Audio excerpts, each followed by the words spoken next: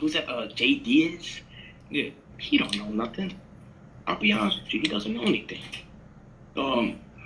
He honestly, before my dad came in, JD he had Deontay jabbing like, you know how you turn your foot when you throw a hook. Yeah, show the people, Anthony Breland, show the people. he was turning his foot while throwing a jab. My dad was telling me. Well, come on, does that sound like somebody that can train? Like I get it. I feel like my dad could have done a little bit. Obviously Deontay ain't listen, but I feel like my dad could have done a little bit better. Speaking up more, because my dad he's a soft. He's not soft, but soft spoken dude. Yeah. You know what I mean? So he's a man of few words. Yeah. This is the continuation of Anthony Breland as he was explaining the things that went on in the camp told by his father. And he was saying that before Breland came into camp, a very long time ago, people, over a decade ago, before Mark Breland came to the camp, JD's was making or instructing Deontay Wilder to teaching him how to throw a jab like he was throwing a hook. And that's wrong for a lot of reasons, okay? Because if he turns his foot while you're jabbing, which you should be able to jab from any position, okay? That's 101. That's the things that you should know about boxing. You don't have to turn your foot to jab. And it makes sense now when you look at Wilder, when Lennox Lewis was trying to teach him how to jab.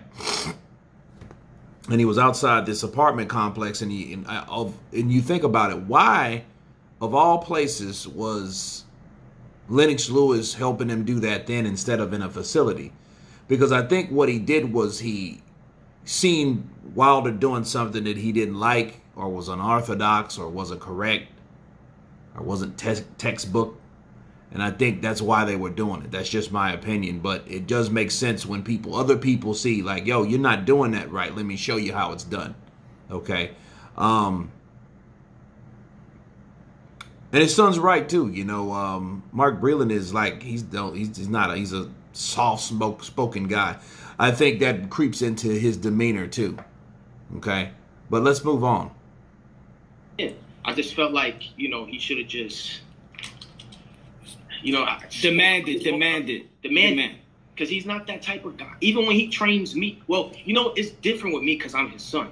Yeah. So he kind of like demands, But with Deontay, I don't know, man. Deontay is just like I will say this though.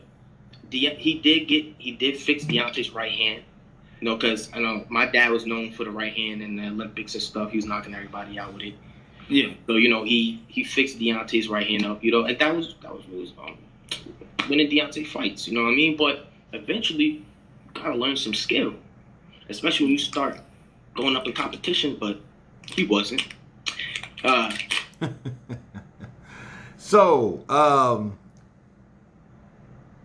Breland's son, Anthony Breland, was saying that, he got his dad was the one that perfected Deontay Wilder's right hand. And if you look at some of Breland's fights, you can see the right hand that he used to knock people out with. Deontay Wilder's classic for that right hand. As I was explaining in a interview with Dean White, shout out to him, I was saying, like, the right hand is great, but you have to be able to perfect other things. And I think what happened when Wilder found out he could knock people out with that one hand, that's all it took. He didn't care about anything else. Look, I'm knocking people out with this right hand. I'm good with that. That's all I need. I don't need all the other bullshit. You can save it. That's what I think that happened. I think he stopped there and the progress started because the accomplishment from the right hand stopped everything else. Okay, so I think that's what that was. But as far as like his son saying, well, hey, if you go up in competition like he said he wasn't. Because he knew, I mean, everyone knew that Wilder was this guy that, for whatever reason, they put damn near like on the short bus. You know what I mean? Like, they, as far as competition, they never really pushed him. And when it was time, and it was, I think it was unfortunate things that happened too with the Povetkin situation, you know, and I think where, well, they were like, hey, this guy popped dirty for this, so we're not going to fight him, but we're going to sue him. I think that fight should have happened. We might have learned a lot about Wilder from that fight. So that was another fight that probably should have happened, but didn't. You know, and that's not, you know, a full blame of it on his own. Somebody else cheated. They did cheat. I mean, he was taking some of whatever supplement, some like minute, whatever the hell was it he was taking, Povetkin. They told he was on the banned substance. He was aware on the banned substance list. He was aware it was on the banned substance list, and he took the shit anyway. So that wasn't on Wilder, you know, but it didn't help Wilder. And if anything, it hurt Wilder. So whenever they decided to like, nah, we're not going to fight this guy. We're going to just sue this guy because we want our money back from the investment it took for us to fly ass over here, which I can understand too. Okay. But it didn't help Wilder because it didn't help him prepare for someone that was dangerous or on the level of raising his competition. Okay. So it didn't benefit him because for all we know, if Povetkin, because I mean, obviously he's passed the drug test now from VADA, you know, the VADA drug. He's passed them now because he knocked out Dillian White, right? They both came up clean. The only thing he tested positive for was coronavirus. Okay, so that might have been a fight that we would have learned a lot about Wilder that probably would have helped Wilder had he survived that fight. But we will never know.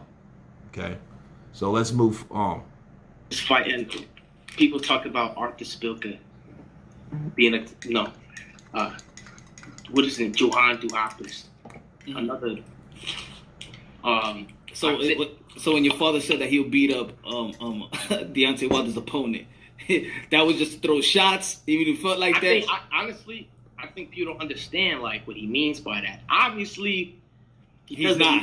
He's 50 plus. 57, man. Like, got bad knees and stuff. You know what I mean? He don't mean I'm gonna beat him right now. He means like if he was like your guy brought up a good point the other day. If he was a heavyweight, prime, or you know they were at his division, he would beat him. And so, in this interview, this clip of this interview, he was basically clearing up like, hey, yeah, I would beat those guys that Wilder fought. Now, I want to start from the beginning of where we left off. Arthur Spilka. Arthur Spilka's been knocked out several times since that. Now, Wilder can claim, hey, nobody did it before I did it, yada, yada, yada. But Arthur Spilka, he has, like, those fighters that he beat, they really hold no value, okay? And what I mean by that is those guys that if you fight someone that was supposed to be on the level and you beat them and then they keep getting beat, that hurts your credibility for the win, okay? Because other people join you along with victory for beating that person, so it's less significant. It's almost like being with someone that cheats. You know what I mean? If you find out, well, hey, this person ain't only with me, this person with this person, with that person, another person. Well, it goes like that in the sport of boxing. When you fight someone and you beat them, okay, you're fortunate enough, had a good fight, or you're good enough to beat that opponent with your style or whatnot. And then that person doesn't get beat for the rest of their career. That means that you are the only person. You stand out amongst that person, amongst all those other people that he defeated, because you were the one that defeated that person. Okay, so Arthur Spilka has been knocked out several times since that. Okay, so that's out. Duhapis, he's been beat by everybody, a lot of opponents as well. You know, Jarrell Miller and all those guys. When you start sharing victories with guys, the win is less significant. Okay. So, they don't hold, well, they're not dangerous fighters. Those people, those guys that I mentioned, Arthur Spilka, Dwayne Dunapas, those guys don't even get spoke of these days. Okay. They're not even on the landscape. I don't even think they're in the top 20, okay, of heavyweights. You know, and in fact, where were they then? So, I mean, it was one of those things where they put guys in there for Wilder to destroy. You know, I heard from Boxing Bros, I was watching one of the videos, and they said, well, Deontay Wilder's opponents were like Rocky 3. They were handpicked. You know, or Mickey, they were all handpicked, Rock. You know, this guy will knock you in the next week. So, you know, this is what that reminds me of when I hear that. But, you know, but back to Anthony Breland as he was discussing his father. Yeah, obviously, I got that. I counterpunched that last week, okay? That Mark Breland was talking about if he was a heavyweight. You know, he would be knocking these guys out. They wouldn't be able to touch him or whatever. You know, obviously not now. So a lot of people would be like, what? You know, chill. But anyway, you guys tell me what you think about this segment of this video. Of course, please subscribe. And you guys been Counterpunch. Shout out to Punch Drunk Boxing for the interview. Okay, I will leave the link below so you guys can check out the interview in its entirety. Of course, please subscribe. And you guys been Counterpunch. Peace.